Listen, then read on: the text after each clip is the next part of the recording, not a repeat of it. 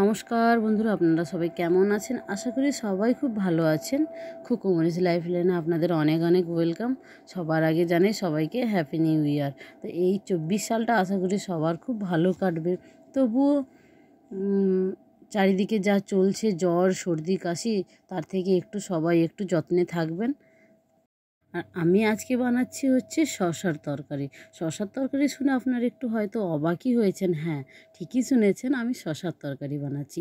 তার আগে আমি একটা কবিতা বলি। তার আগে বলে রাখি, যারা দুধের স্বাদ ঘোলে মেটায়, সেই রকমই লাউয়ের স্বাদ শসাতে মেটাবো আমরা আজকে।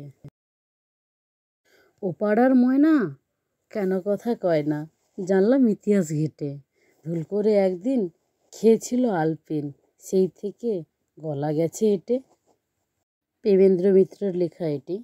তো সে যাই হোক, আমরা চারিদিকে এখন যে পরিবেশ হয়ে দাঁড়িয়েছে, ঘরের মধ্যে কোনো গাছপালা লাগালেও হয়তো সেটা সহজেও হতে চায় না, তার মধ্যে অনেক কাঠখড় পোড়াতে হয়।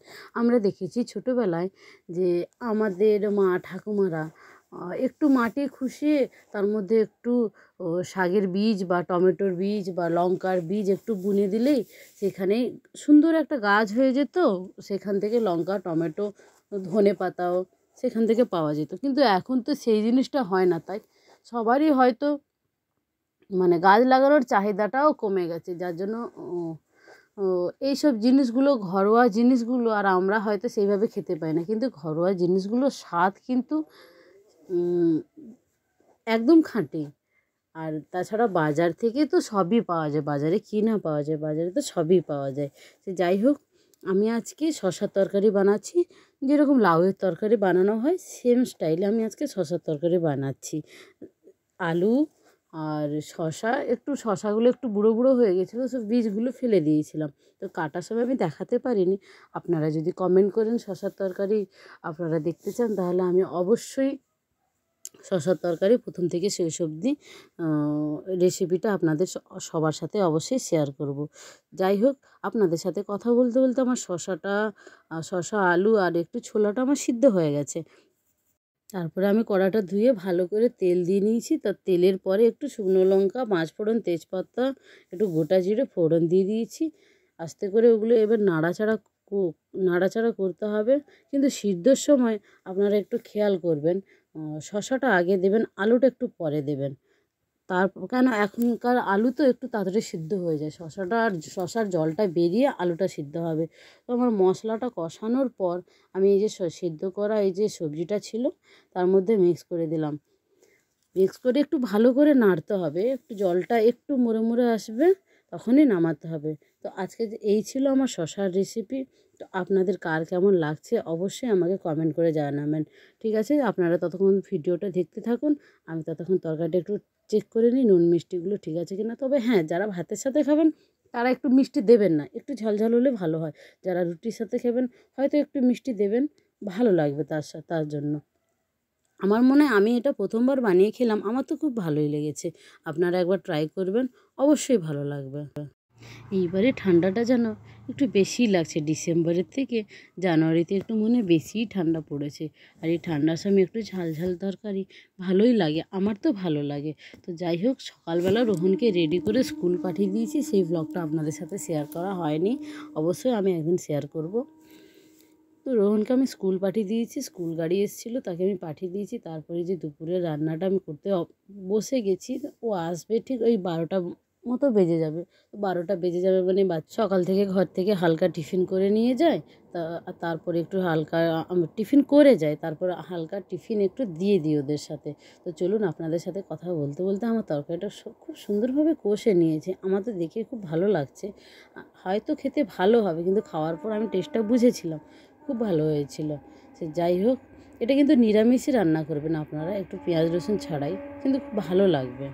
আর এইভাবে তো আমার একা একা থাকা হয় না, এই যে একা আছি বলে না মনটা খুব খারাপ লাগছিলো। তাই এই যে উনানটাই আমি বসে বসে রান্না করছি, একটু দেরি হবে, বাট রান্নাটা করতে করতে আপনাদের সাথে গল্প করে নিচ্ছি।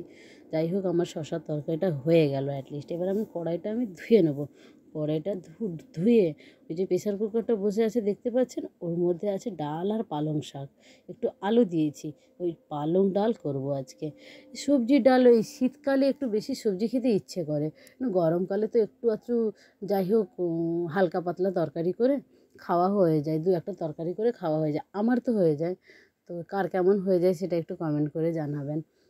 তারপর কড়াটা গরম করে মুছে নিয়ে এই যে দেখুন ডালটা আমার কত সুন্দর ফুটে একদম রেডি হয়ে গেছে। এই পালং ডাল আমার তো ভালোই লাগে, আমাদের ঘরে সবাই এই মানে কি বলবো অঘ্রাণ পৌষ মাসে, অগ্রহায়ণ মাসে বৃহস্পতিবারে এই ডাল হবে।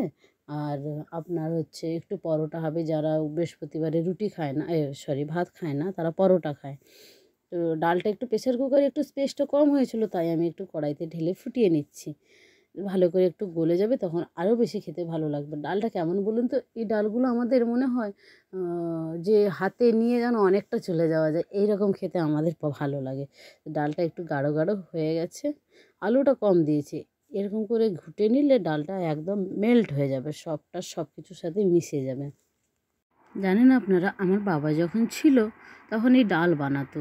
সকালবেলা মাটির হাঁড়িতে করে এই মুগ ডালটা একদম সিদ্ধ বসিয়ে দিত। সেই দুপুরবেলা যখন 1টা-1:30টার দিকে খাওয়া হবে তখন ওই ডালটা কিন্তু উনি ফোড়ন দেবেন। মানে ওই যে ডালটার টেস্ট আজ অবধি আমরা কেউ ভুলতে পারিনি।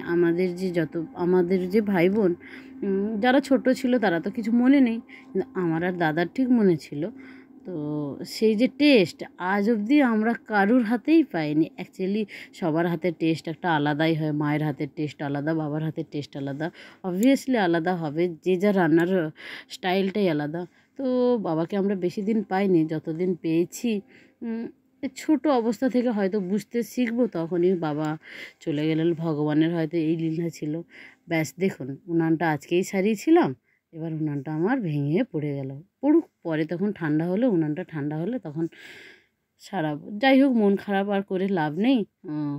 যার যতদিন সময় সে তো ততদিন থাকবে, কাউকে কি ধরে রাখা যায়? যাই হোক, মন খারাপ আর করে লাভ নেই, যার যতদিন সময় ছিল সবাইকে তো একদিন যেতে হবে। তো এটা আমাদের হয়ে গেছে অভ্যাস, আজ থেকে 15, 16, 17, 18 বছরও হয়ে গেল প্রায় আমাদের বাবা নেই। তো ওনার হাতের টেস্ট আর হয়তো কোনোদিন কারোর কাছে খেতে পাবো না, হয়তো ভগবান তাই উনি এত ওই ভালো রান্না করে খাইয়েছেন। যাই হোক, আর কিছু বলতে চাই না, বলতে গেলে একটু ইমোশনাল বেশি হয়ে যাব। তো আমার ডালটা হয়ে গেছে।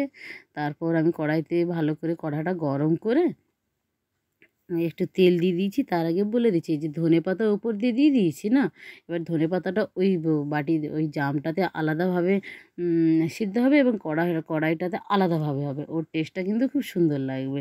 আপনারা কে কেমন ধনেপাতা ইউজ করেন ওই ডালের মধ্যে একটু জানাবেন।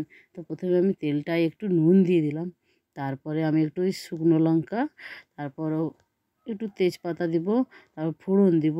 ওই দিয়ে আমি আজকে ডালটাও কিন্তু নিরামিষই হবে, আমার ডালটা নিরামিষই, ডালটা খেতে ভালো লাগে। ওই যে টেস্টটা না আমি কোনো দিনই আনতে পারবো না। অ্যাকচুয়ালি হয়তো তখন ছোটো ছিলাম, তো রান্নার পদ্ধতিটা দেখিনি। মনে আছে ঠিক ওই যে উনানটায় মাটির হাঁড়ি একটা বসে থাকতো, আর তার মধ্যে ডালটা সিদ্ধ হতো। ঠিক বাবা স্নান করতে যাওয়ার আগে ডালটা ফোড়ন দিয়ে তারপর স্নান করতে যাবে। তারপর এসে ওই ডালটা একদম যেন হাতে নিয়ে আপনি, পায়েস হয়তো পাতলা হবে, ওই ডালটা এমনভাবে মোটা হয় হাতে নিয়ে আপনি বসে থাকবেন। আমার এই যে আস্তে আস্তে করে একটা একটা আমি ফোড়ন দিয়ে দিচ্ছি তেলের মধ্যে, তেলটা একটু গরম হতে হবে, তবে দেখবেন ফোড়নটা খুব সুন্দর গন্ধ বেরোবে। নিরামিষ খাবারগুলো মনে হয় ভালো, পেঁয়াজ রসুনের থেকে, পেঁয়াজ রসুনও খেতে হবে না কেন, পেঁয়াজ রসুনও খেতে হবে। তার থেকে মনে হয় নিরামিষ রান্নাটা আমার সব থেকে মনে হয় একটু তাড়াতাড়ি হয়। জানেন তো, আমরা একটু যত তাড়াতাড়ি রান্নাটা করতে পারবো তত তাড়াতাড়ি যেন বাঁচি। আজকের ভিডিওটা এই পর্যন্তই। ভালো লাগলে একটা লাইক, কমেন্ট, শেয়ার, চ্যানেলটিকে সাবস্ক্রাইব করে দেবেন। ততক্ষণের জন্য টাটা।